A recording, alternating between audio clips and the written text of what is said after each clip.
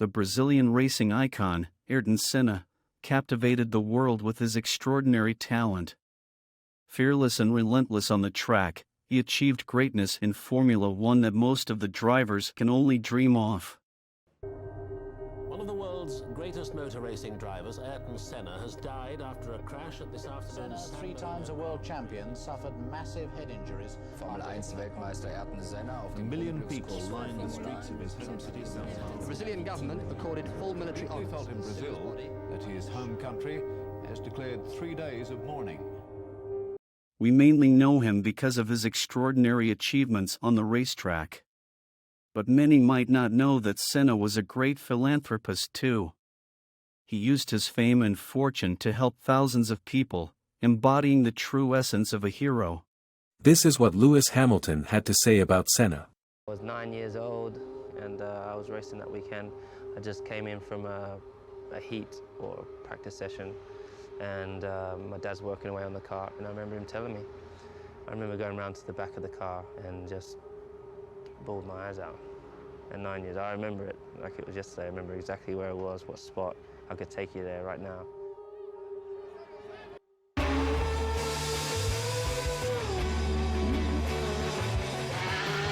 And Senna goes through. Senna goes through again.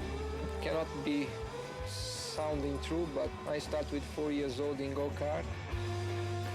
I am just 22-year-old, and there is plenty of time to get Formula One, if I will get there. Ayrton Senna did race in Formula One from 1984 to his death at Imola in 1994. Ayrton Senna wins at Monaco. And in that time, he won the World Championship 3 times.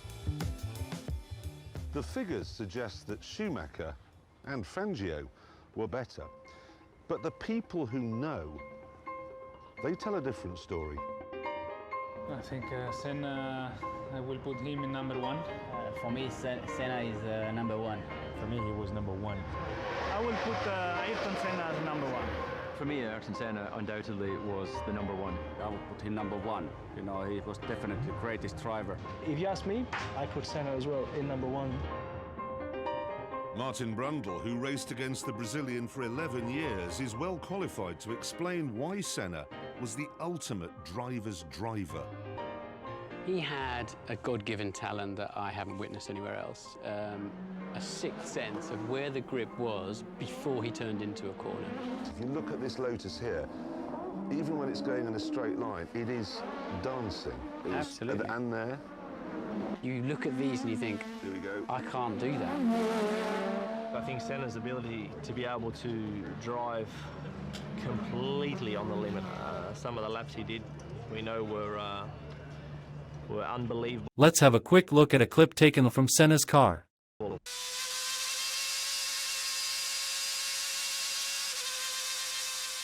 This is manic. Look at this. How he reads those two guys. He's absolutely on it, isn't he? Look at that. Senna was so good at banzai last-minute qualifying laps that in his Formula One career he won an incredible 65 pole positions. He had this gift to just go and find, we could all find a tenth or two. The really great drivers can go and find a half a second or 3/4 of a second. However, Senna could do even better than that. In Monaco in 1988, he out-qualified his teammate, the great Alain Prost, by a scarcely believable 1.5 seconds.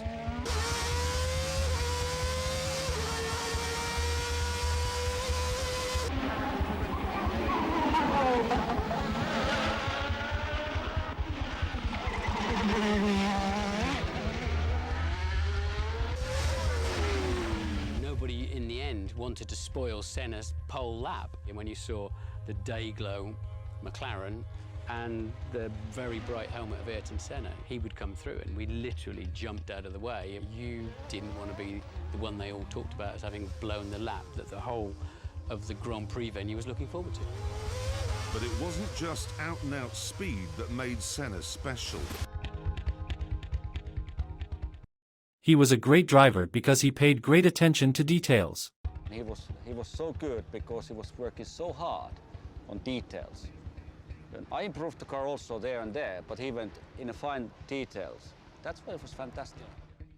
Yeah, the worst is here. The worst is the second chicane and in the third chicane. But it's because the asphalt goes like this, in the third chicane and it's like this. In the second chicane is you're coming bumpy. And if I think back to when I was his test driver at the beginning of the '94 season, after the second day he had a small incident and tweaked his neck, and that was it. The test was over as far as he was concerned. I came in the following day and he was there in the morning, and I thought, oh, okay, he must have made a miraculous recovery. But in actual fact, he was just there to listen to what I was saying to the engineers, to work out whether he could trust my feedback. And when I compare that to Nigel Mansell, when I was his test driver, he would set a lap time and then he would bugger off to the golf course. Apart from that, he was utterly ruthless. Let's have a look at his ruthlessness. Another weapon in Senna's armoury was his utter ruthlessness. Schumacher trying to take Ayrton Senna. Now let's see if the Brazilian moved across. Indeed he did. He often used to put us in a position that you were going to have an accident, and he would leave it up to you to decide whether to have that accident or not. Martin experienced this psychological warfare first of all when racing against Senna in Formula 3. Well, look, I've got a great big lead here, and he launches in from nowhere and then parks his Rolt on my shoulder. I couldn't get out of the car until they lifted his car off the top of mine. So when he wanted to overtake, he'd go on the inside and put the car in a place. If you tried to take the corner, you're going to hit him. Yes, he would put you in a compromising position and then leave you to make the decision. And if you didn't run into him, then psychologically you were buried and finished. He would then know that every time after that he showed you a wheel, you jump out of the way. He's got Mansell climbing all over him. He has no reason to stay out. I think even the giants from Senna's era respected his toughness. I don't think there was any qualifying session or any race he went into that he wasn't prepared to put it on the line. All over the back, he's having a look and he's inside Mansell. He was the toughest driver and the most ferocious driver to protect his area or space. And Senna, all his skills involved. He's got a much slower car, very clapped out tyres on his car. Mansell's got fresh rubber on, all the grip in the world. Senna blocking away and sliding a lot, Senna knocking it down.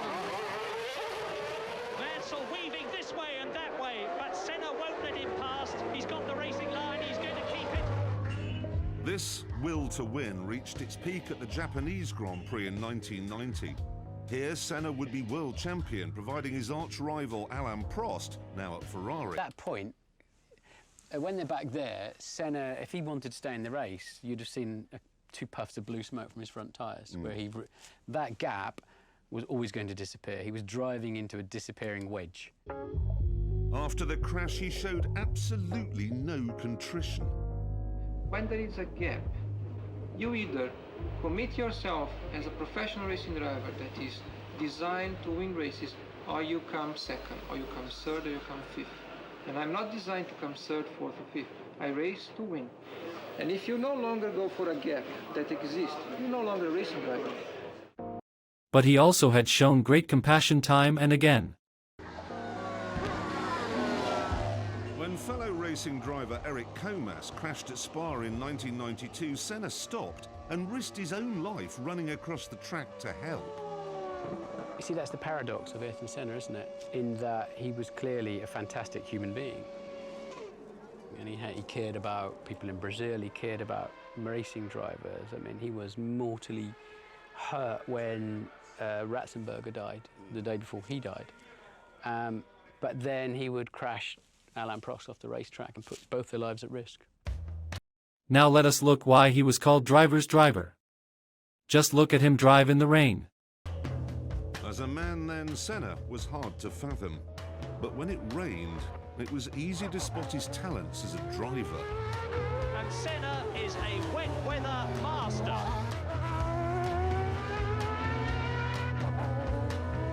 This is Donington in 1993. The track is wet and Senna in an inferior McLaren is in trouble at the start. He's coming up well, Senna is crowded out and is down to 5th position. And Wendlinger is up into 3rd. 1 lap, 5th to 1st. Yeah. If you want to have 40 seconds of what is Ayrton Senna, the racing driver, all about? And there it is, in a nutshell. Yeah. After the race, though, he was completely calm. Driving with slicks in damp and really slippery conditions was tremendous. Conditions like this is gambling, and it's taking chances that pays off. And I think we gambled good. And of course, you have to remember that Senna was doing his gambling in cars that were like wild, ferocious animals. This McLaren MP44, in which he won 8 races and his first world championship, had very little downforce, a manual gearbox and 1,200 horsepower, 450 more than the F1 cars of today. It is the last of the turbocharged monsters, one of the greatest racing cars ever made. And today, it's going to rumble again in the hands of Senna's #1 fan. Lewis Hamilton is lucky enough to be able to drive Senna's car. Just look at his reaction.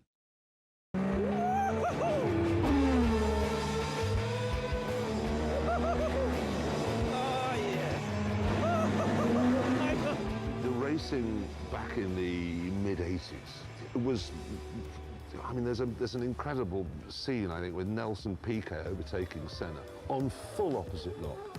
I mean, very little in the way of safety, very little in the way of aerodynamic grip. Manual gearbox, 1,200 horsepower. Yeah, and the cockpit, you could almost punch through it. So you think, geez, you know, you're driving around at those speeds, your wheel falls off, the mechanic makes a mistake, you're dead. It's phenomenal, and I can't even contemplate what it would have been like. But so that's why I think you have even more respect for the guys that did it back then. I mean, you had to be, back in the 80s, crazy. A bit of honesty here. You know, you'd got your Mansells, Piquets, Prost. The drivers were incredible, and do you think that shining out from all of those drivers in that great era, Senna rose to the top? Senna rose to the top. I don't want to go in. Let's do another lap. I love the fact that he would fight for his own, what he truly believed in. It's just everything. He puts everything into getting that lap, and he had no fear. That's what I loved about it. I love this car. I love it. You know, I'll be honest with you, I was never a Senna fan. I always thought Gilles Villeneuve was the greatest racing driver of them all, but to make this film, I've watched hours and hours and hours of footage. And the thing is, Villeneuve was spectacular on a number of occasions. Senna, he was spectacular every single time he got in a car.